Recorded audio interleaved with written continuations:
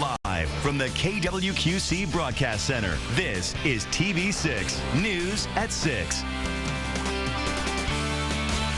We are covering breaking news tonight, a train derailment in Galena. Thanks for being here with us. I'm Paula Sands. And I'm Gary Bativier. Let's get the latest right now as you look at that explosion behind us. KWQC's Mark Stevens is live on the scene with the very latest for us right now. Mark? Gary, we're at the incident command location, which is not accident, but what you can see the plume of smoke from the still burning fire from that oil train. Now here at Incident Command, we've got all kinds of people here. There were 7 fire departments here earlier. Now we've got state police, we've got hazmat crews, the railroad is here, all kinds of environmental officials. We were told EPA is on its way from Chicago. The railroad is bringing in crews from Minneapolis as well as Chicago, all to respond to this train derailment and spill. Now we do have the city administrator of Galena here joining us, who's going to answer just a couple more questions for us. Mark, first, we know that there was derailment. How many cars actually derailed? There were 8 cars derailed on a 7,000-foot long train, and 2 of those cars are believed to be on fire. We have seen a couple of explosions already. We know that crews got pulled away from that because of the fire and explosion hazard, but it sounds like Galena was able to get there initially. Yeah, our fire crews and local hazmat crews were on the scene. They began actually attempting to extinguish the fire on the one crude car. They were, just as they started, the flames really took off, the smoke took off. They immediately backed off the scene and got away to a safe distance. Now we know from the aerial map that's a really remote area. I'm just curious, how did they get out there? Because there wasn't a direct road. There actually is a railroad service road that they're able to access, as well as our Galena River bike trail took them right to the site. Oh, how quickly were they able to get there once you guys got the call, do you know? They were there within the first 45 minutes, I believe. And then as far as any spill, we've covered a lot about worrying about chemicals and oil getting into the river in case of these kinds of accidents. What's the scene like? I know from the aerial map it looks like it's close to the backwaters, but it sounds like there's some land and stuff in there to kind of buffer that. Yeah, the tracks are not right on the Mississippi River. There are backwaters with some islands. The photos I've seen of the scene do not show any cars that are on water. They're all on land, but I don't know the extent or whether there's any spillage or damage to the environment down there. Got it. And obviously I didn't let you get into that meeting, but I'm curious, do we know what the efforts are going to be for the rest of this evening? We are our first incident responders here, the fire department. They're communicating with the BNSF railroad officials, and we're really on standby until we receive instruction from them. But it's very likely we'll not be back near the scene of the explosions tonight. Got it. Thank you so much, Mark. That's Mark Moran, City Administrator for the City of Galena. Reporting live in Galena, Mark Stevens, KWQC TV6 News. All right, Mark, while we have you there, as we look at the image that we're seeing behind us here as well, this was taken from just north of Bellevue, Iowa, across the river. Of course, the situation where Mark is right now, just south of Galena in Illinois. And Mark, you've been on that scene now for a couple of hours. There's a lot of work going to go into this, as you mentioned, throughout the night tonight. And you also indicated a very remote area, no houses from what you have seen in that area. Is that correct? Yeah, correct. No houses. It is that remote area, but there is, as the city administrator told us, an access road, which we couldn't see from the map. So we know that BNSF is going to be bringing their environmental contractors and their equipment to get down there and to respond overnight and probably into tomorrow. The problem is they've got to wait really for the fire to burn out. You know, if you look at the U.S. DOT emergency response guide, whenever you have a tank car that has chemicals or things that are flammable, really the response is if you can get water on it, get it there unmanned, and then stay away about a half mile. Hey, Mark, we're looking at some aerial footage right now that actually shows what looks to be a lot of trees on fire in that area, potentially, wow, as they pull out there, what a great shot, potentially as a result of that oil spilling into the fields there and into that heavily forested, if you will, area. We see there's a lot of bluffs in that region, too. That fire now could become something totally different. There is ice on the ground, which perhaps could keep the fire at bay, but Galena is a very small department. They must be calling on additional resources for the fire part alone. Yeah, in fact, they had 7 different fire departments and hazmat departments come down earlier this afternoon. A lot of them have gone home when there was things that they couldn't do. The hazmats actually didn't need to do a whole lot because this turned into basically a fire scene. There wasn't anything leaking into the river. We do know from U.S. Fish and Wildlife, they told us that they weren't aware of any oil that had gotten into the river, which makes sense given some of the topography in the area.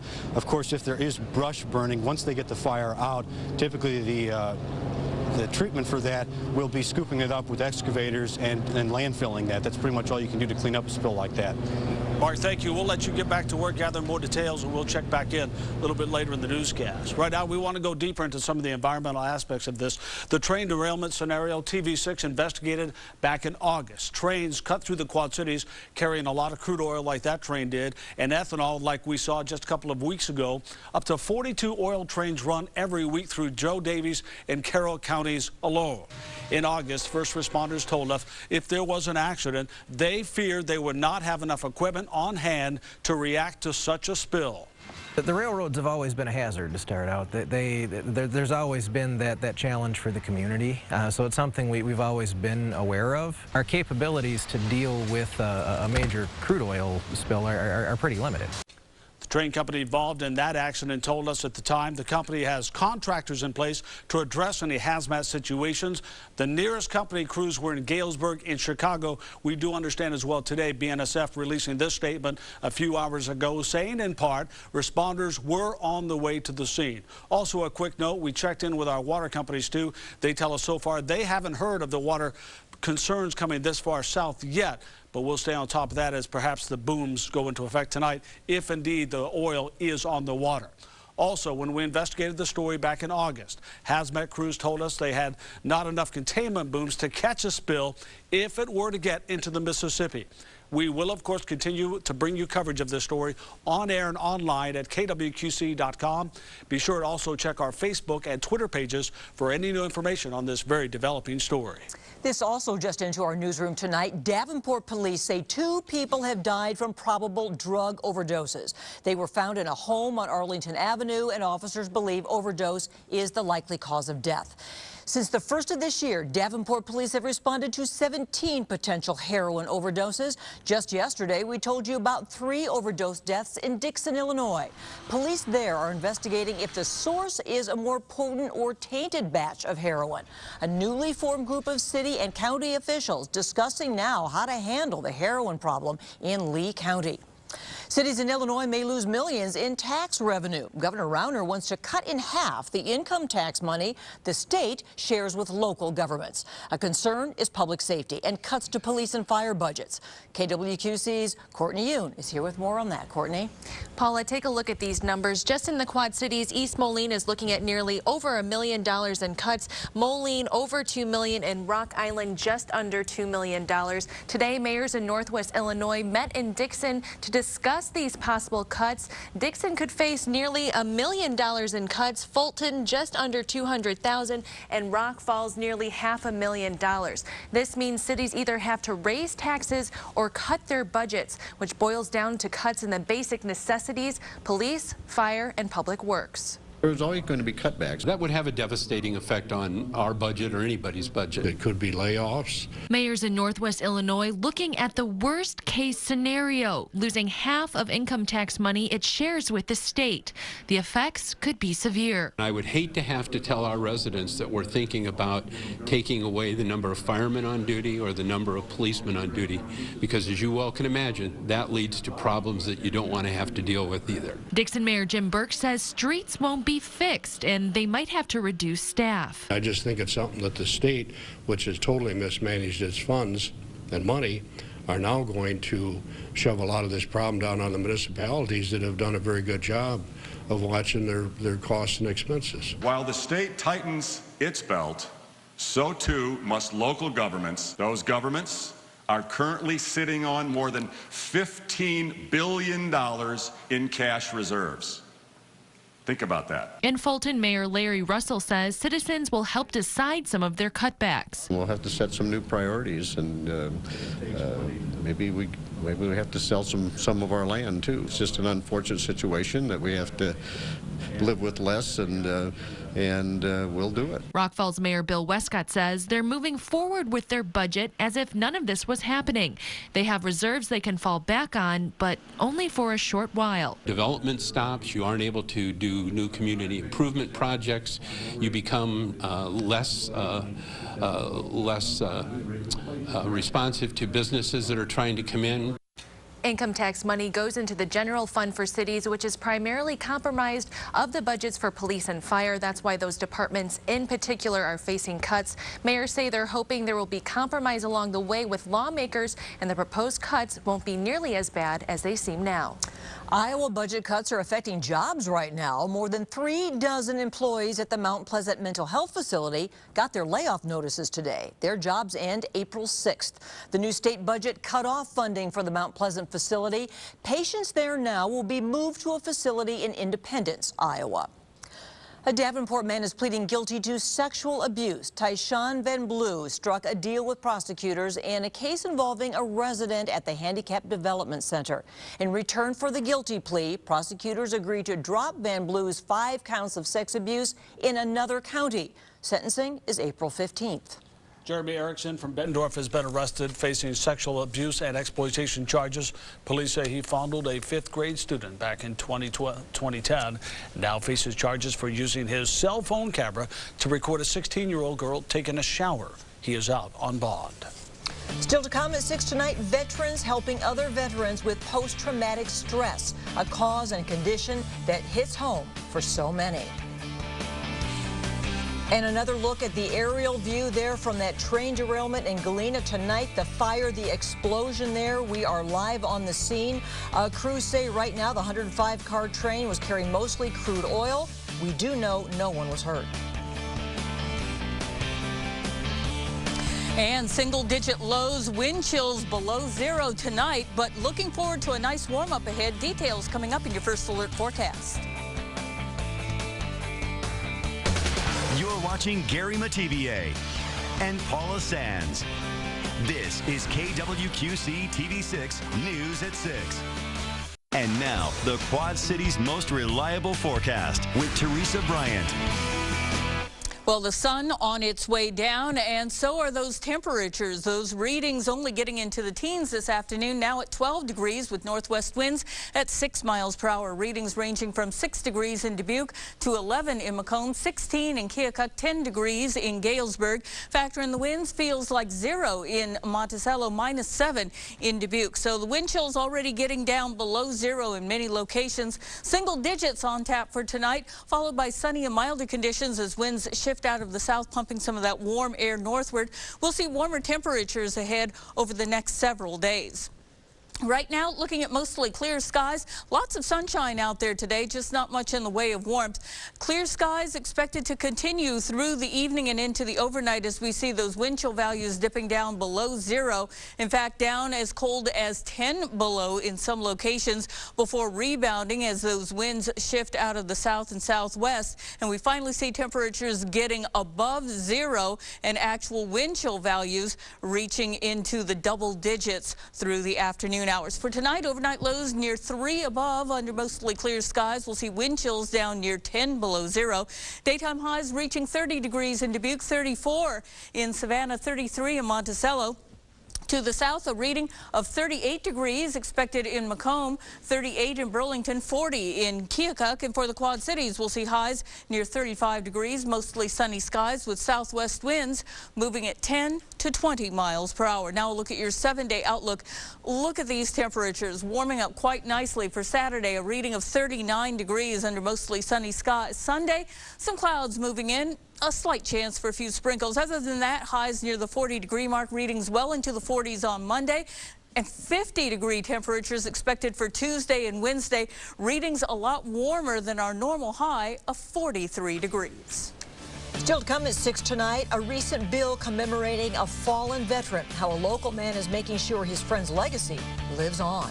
And continuing our breaking news coverage right now, we know that 6 homes have now been evacuated. So there are some homes around that site of that train derailment near Galena. Crews have evacuated homes and pulled back crews 1 mile from the fire now. The train was carrying crude oil when it derailed.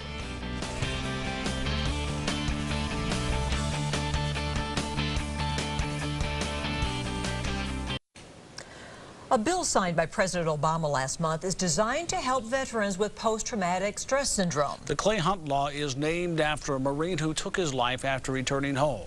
KWQC's James Stratton reports. Ladies and gentlemen, today marks an historic event for the veteran community. A historic day last month when Iraq and Afghanistan veteran Jake Woods stood next to the president and remembered his friend, Clay Hunt. Clay Hunt was an amazing young man, and in many ways it is fitting that we are here today to sign a bill into law with his name on it. After struggling with PTSD, Clay took his own life in 2011, 2.5 years after coming home from the Middle East. You start to feel guilty about all the things that you could have done. Because, you know, we knew Clay was struggling. And at the end of the day, you know, he lost that battle. And that's a burden that everybody that was close to him in his life is going to have to bear, is what else could have been done. The bill, signed into law last month by President Obama, is hoping to answer that question for other soldiers struggling with PTSD and their families and friends. It's officially named the Clay Hunt Suicide Prevention for American Veterans Act and adds more to mental health in VA clinics in a few ways. One of the best things it does is its effort to get mental health professionals into the VA. You know, they've got a tuition reimbursement program going on so that mental health professionals graduating from college who come to work for the VA can get student loan forgiveness. It makes it easier for veterans to find the care they need when they need it. And it includes strict accountability measures so we can track and continually improve these efforts as we learn more. And it creates a centralized website for veterans to go to for mental health resources, all designed to help our veterans when they need it. As a nation, we should not be satisfied, will not be satisfied until every man and woman in uniform, every veteran, gets the help that they need to stay strong and healthy. While remembering a friend and soldier. Clay wasn't perfect. He was human just like the rest of us. He had his quirks, but he was a good human being. And, you know, we'd be better if we still had him. Unfortunately, we don't. James Stratton, KWQC, TV6 News. Wood is also co-founder of Team Rubicon, which is a nonprofit organization with nearly 25,000 veterans that trains military veterans for disaster response. Wood says it gives the veterans a sense of purpose and community that they are looking for. For more information on Team Rubicon, we have a link on our website right now at kwqc.com. Sports time up next. The awards keep rolling in for the Northern Iowa basketball team. Plus, Minneapolis tries to break through in the state semifinals. Highlights from the state tournament in Des Moines. Up next. And another perspective, this from the Chestnut Mountain Ski Resort, of the fire near Galena after a train derails. Some of those rail cars on fire with oil burning tonight. You're watching sports with Ben Rosehart. It's been a tough 24 hours for two of our local girls' basketball teams. Yeah, but they've been mainstays, though. They did great programs at Burlington, Notre Dame, and Minneapolis. Wow. That's right, and both teams making it to the state semifinals. Yesterday, the Nikes were sidelined in the 1A state semis, and now in 3A today, Nevada gives the Minneapolis Bullets a run for their money as well. Let's check out the highlights from Des Moines. The Bullets in the semifinals for the second year in a row, but this was a defensive struggle in the first half. First quarter, Andrea Larson, the senior, working hard down low. She helps Minneapolis get the early lead, but Nevada responds with an 8-0 run. Abby Stevenson, two of her team-high 18 in transition. Cubs up by 6. The Bullets fight right back. Larson, another jumper. She had 22 points to lead all scorers, also had 11 rebounds, but Nevada's up by 3 at the break, 16-13. Third quarter, Ashley Hedges finds Allie Massner. She's free for 3. We're tied up at 22 apiece. Next, Meepo possession. It's Darby Massner. She's in the drive-through lane. She'll get 2 to fall. We're tied up at 24, but the Bullets fight to the bitter end, but it's the Cubs coming away behind Claire Osman. Nevada wins at 52-45. A fantastic year ends in the semifinals once again for the Bullets as Nevada blocks their goal of an undefeated season. Sometimes we don't really understand why things don't go our way, but I think, you know, everything happens for a reason, and, you know, God's put this in our life to drive us even harder, and a lot of us have great future basketball careers, and we'll use, you know, what happened tonight to drive us even harder for that. It's just something to remember. It's one of those things that all good things come to an end, and ours just came to an end a little bit sooner than we wanted it to. I'm so blessed to be able to play basketball, my favorite sport, with my best friends, and to make it this far is awesome. It's going to hurt right now. It's going to hurt for quite a while. while, but when they look back on it, they're going to have great memories. If Northern Iowa performs as well as it did during Thursday's awards banquet, it will be smooth sailing for the Panthers in this weekend's conference tournament. For the third time in 9 years, Ben Jacobson is the Missouri Valley Coach of the Year. Under his guidance, the Panthers posted a 27-3 record and even cracked the AP Top 10 for the first time in program history. Seth Tuttle received his Larry Bird Trophy today as the MVC Player of the Year. Wes Washburn won the Sixth Man Award, and Nate Buss, the Scholar Athlete of the Year. Friday, the Panthers faced the winner of the Drake-Bradley contest in their conference tournament opener. But whether it's the Fighting Joey Daniels or the Fighting Dan Pearsons, the other Ben is confident in his group. It's important that we work hard on our team this week and not try to guess at who we're going to play, and spend half of our practice time on Drake and half of our practice time on Bradley. This week will be our transition defense, our half-court defense, our rebounding, sharpening up things with our offense, the pace and the screening, and doing the things that we need to do with our group to be successful. So we are marching right into the madness, Teresa. Just like those temperatures, I hope, right? Marching in the right direction? Absolutely. Nowhere to go but up, and temperatures will start warming into the 30s for tomorrow, 30s for Saturday, some sunshine, a few clouds, some sprinkles on Sunday, highs near the 40-degree mark. 40s again on Monday, and look at this. Temperatures would normally hit right around 43 degrees for our high. We're going to be in the 50s for Tuesday and Wednesday under mostly sunny skies. Looking for readings returning to the 40s on Thursday, but all in all, a pretty mild spell across the region and, for the most part, precipitation free. All right, we want to take you back to our developing story tonight. Another look at the scene of this train derailment near Galena, Illinois. We have a crew on the scene getting more details, but here's what we have learned so far. 6 homes have now been evacuated around that derailment site. Crews pulled the people living around there and the crews back 1 mile away from the fire. You can see the smoke coming from the crash, that explosion that happened there. 105-car train was carrying crude oil at the time. No injuries. Crews are on the scene, of course, assessing the damage. 2 cars were on fire, and as you can see, that is a heavily wooded area. Some of the concerns tonight, fire, of course. We saw an up-close look from an aerial showing a lot of the trees on fire there. Containment of that fire, a big concern, but also how much of that oil potentially made it to the Mississippi. Early reports indicate that this may be on land, just away from the river a little bit. That would be positive news. But crews are ready to respond with oil booms if necessary. And from what we understand, talking with our water company sources tonight, they have not received any concern calls yet from that area while this spill is under investigation. Again, this area is Galena, near the Galena River, where it meets the Mississippi. So all that going on in our Joe Daviess County, in our area. We will, of course, keep you updated throughout the evening online and on air right here at TV6. Let's get you the hellos right now. They're from the Rock Island group, Papa's Helping Veterans. See you at 10. Good night. Hello, Quad Cities. Hello, Quad Cities. Hello, Quad Cities. Hello, Quad Cities. Hello, Quad Cities. Hello, Quad Cities.